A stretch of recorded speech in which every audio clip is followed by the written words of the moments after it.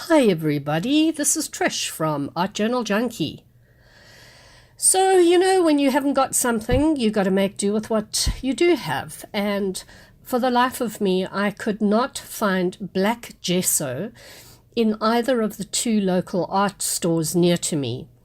And the only black gesso that I could find was so expensive that I really felt it wasn't worth my while just to do a small journal page. So I went onto YouTube, found somebody who had suggested how you make your own black gesso, and I figured, well, I'll give it a try. So slopped out some white gesso and added in some black craft acrylic paint. Whoa, that was far too much. But anyway, it's just cheap acrylic paint, and I figured, if I messed up with it, what the hell, at least I'd given it a shot. And if it worked, well, yay, then I've got black gesso for some other projects. And as you all know, I don't sell any of my artwork. It's merely for my own personal pleasure. And so if it starts cracking or it lifts off the page at some stage later in life, so what?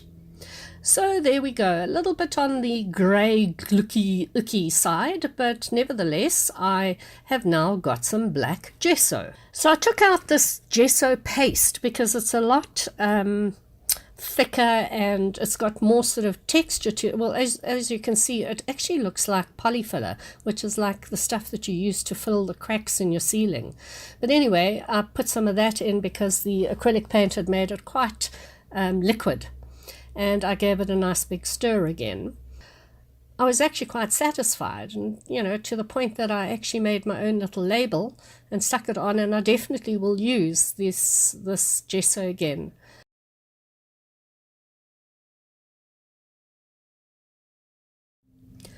Now I've taken some watercolor paper. It's actually an A2 size. I haven't got a clue what that is in metric size.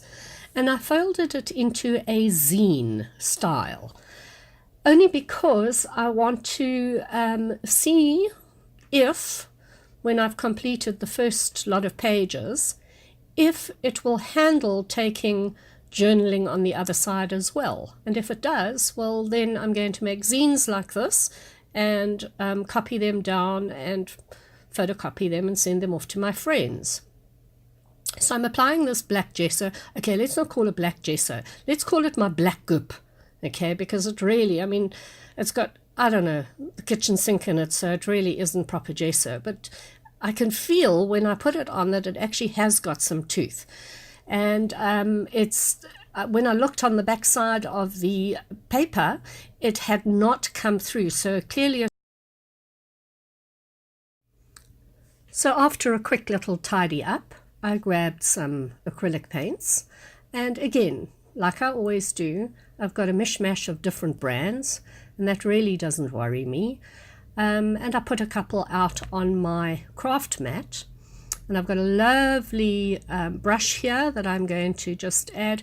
By the way, the black gesso must be dry. So here I've got my lovely brush, and I am just putting down the color in vertical and horizontal sort of stripe effect. I've decided I'm not going to use fingers. I'm not going to use my usual 45-degree angle left to right type of brush stroke. I'm going to challenge myself and make sure that my brain can handle the straight up and sideways, which sometimes it doesn't.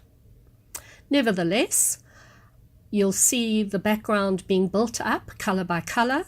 And usually it's a good idea to allow your acrylics to dry off between layers. But I forgot, as I always do. I'm so excited to get my art on the go that I forget what I'm supposed to do. And so eventually you'll see there's a whole bunch of color all mishmashing with each other. And that's also okay, that's also okay. So I'm going to speed up the video here a little bit, and you'll see as I go along how I get to the end of my background.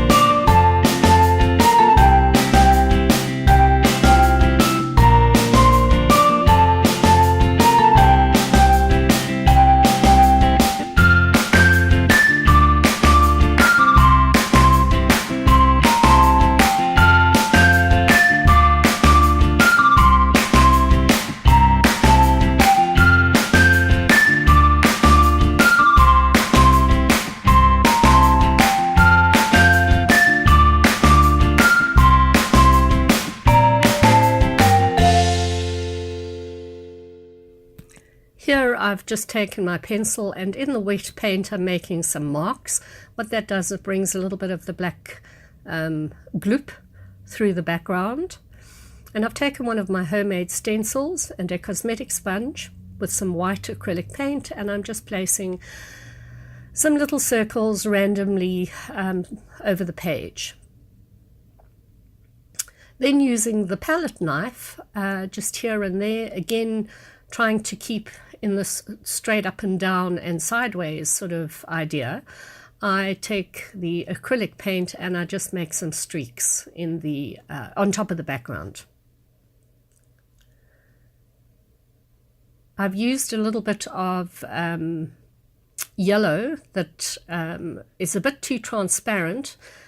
I really should get myself a yellow that isn't quite as transparent, but nevertheless it works quite well. And I'm also adding some of the background colors on top through the circle stencil. I fussy cut some printouts, some digital printouts that came from CrowAboutStudios, and they're from various sets. I don't always use one set for one collage page. And all I'm doing is sticking it down with some matte gel medium. You could use a Pritt sticker or a Uhu stick dry glue as well, but I've got this Uki matte gel medium out, I may as well use it. All I'm doing now is I'm collaging these little elements onto my background.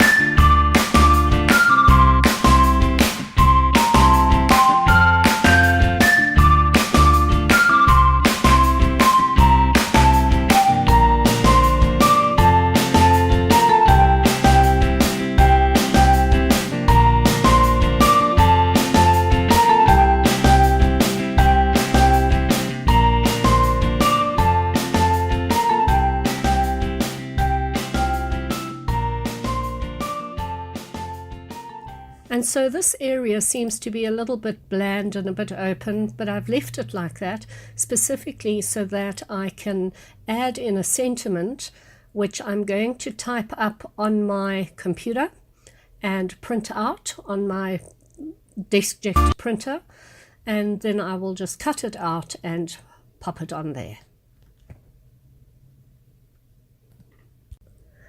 So I've pulled out my black Derwent ink tense pencil, and I'm just going around the little kitty here and then activating with my water brush. And the nice thing about this particular pencil is that it doesn't reactivate once it is dried. You know, I love the Stabilo All, but I find that if I want to use any liquid medium on top of it, I have to be so careful because it just bleeds all over again. So instead, I will use my Inktense pencils here, and I'm only going to use the one color, and I'm going to outline all the shapes and then activate them with the water.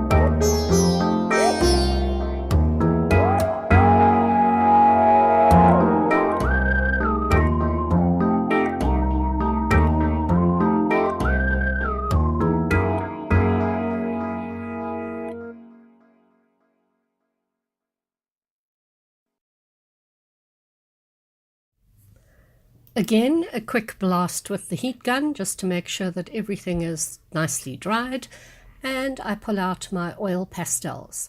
This really makes the images that I've printed out on my laser printer and cut out, it helps them to pop. So, you know, who says that a tree has to have green leaves? I use orange and green and yellow as well. And then on the little house, I just add in a little bit of a highlight here and there, and in the background too. The white gel pen that I'm using sort of didn't work too well, so I've outlined my little owl with a Posca pen. And then finally, I pulled out my Prismacolors, and that's just also to give the little owl some color on his eyelids, and to highlight the sun and various elements around that I've put on the page.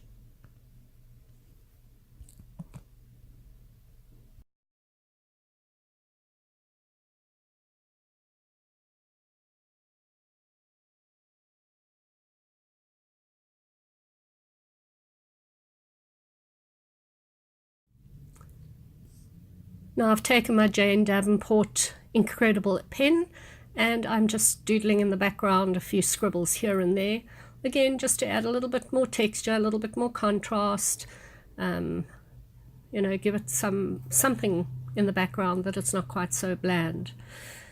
And then the last thing to do, of course, is to put my stamp and the date, and then I always find something more to do. So, well, you know, an artist's work is never finished.